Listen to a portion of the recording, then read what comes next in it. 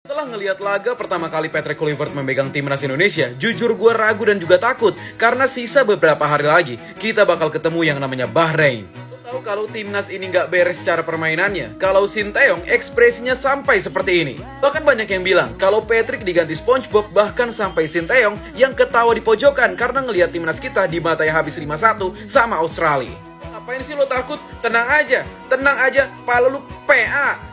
Kita, Indonesia, ada di posisi yang sangat tidak nyaman, di mana mereka hanya bisa menduduki peringkat keempat dengan perolehan 6 poin. 3 tim terbawah sama-sama punya 6 poin. Jadi kalau Indonesia kalah lawan Bahrain besok, harapan ke Piala Dunia sangat kecil sekali, bahkan bisa dibilang pupus. Karena hanya tersisa 3 pertandingan lagi, di mana ini bakal menentukan hidup dan matinya timnas Indonesia.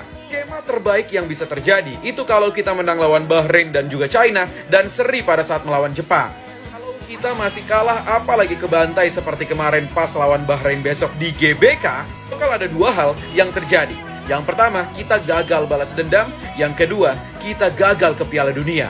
Untuk pertandingan pertama Patrick Kluivert, ada satu hal yang gue sadar. Patrick Kluivert bisa duduk nyaman pada saat timnya kebantai 4-0. Sementara Sinteyong gak pernah duduk sama sekali selama 90 menit kalau timnas Indonesia bermain. Karena alasan dari Sinteyong, dia itu ingin berjuang bersama-sama. Kita berjuang untuk menggapai kemenangan, makanya dia gak pernah duduk sama sekali. Ini satu detail yang harus kita perhatiin. Kita kemarin ngelihat timnas itu main total football, padahal kenyataannya itu definisi gagal total. Dimana Alex Pastur, lo bisa baca sendiri. Kita nggak bakal bisa bermain dengan gaya total football karena kita nggak punya pemain grade A. Kita nggak punya pemain kelas atas seperti Manchester City atau mungkin Barcelona. Pokoknya lo baca aja alasannya, ini yang bilang Alex Pastur sendiri, bukan gua. Kalau dilihat dari line up kemarin, ada beberapa hal yang gua harap bisa diganti pada saat besok melawan Bahrain. Mana mungkin kalian udah pada tahu, Mads Hilgers udah pulang lagi ke Belanda karena dia cedera dari laga terakhir pas melawan Australia.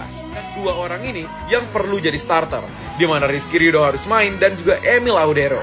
Bang, emangnya kenapa Emil Audero? Bukannya Martin Paes aja udah punya chemistry? Memang, lo mungkin benar, Martin Paes udah punya chemistry yang jauh lebih banyak sama timnya karena udah jauh lebih sering bermain bersama timnas. Tapi kalian harus ingat, ini statistik yang gue ambil dari kedua belah pemain sebagai kiper. Kalau dilihat secara angka dan juga statistik cara mereka berdua bermain, Emil Audero bisa dibilang kiper yang jauh lebih lengkap. Dan karena alasan ini, gue pengen banget lihat Emil Audero setidaknya jadi starter besok. Karena kemarin kita udah ngelihat Martin Paes kebobolan 5 gol dalam satu pertandingan yang sama. Kan gue menjelekkan nama Martin Paes, tetapi setidaknya kita butuh yang namanya rotasi dan pembuktian dari pemain lain. Dan 2 pemain ini harus jadi starter, pemain paling menggendong permainan kemarin pas melawan Australia. Tapi kalau menurut lo gimana?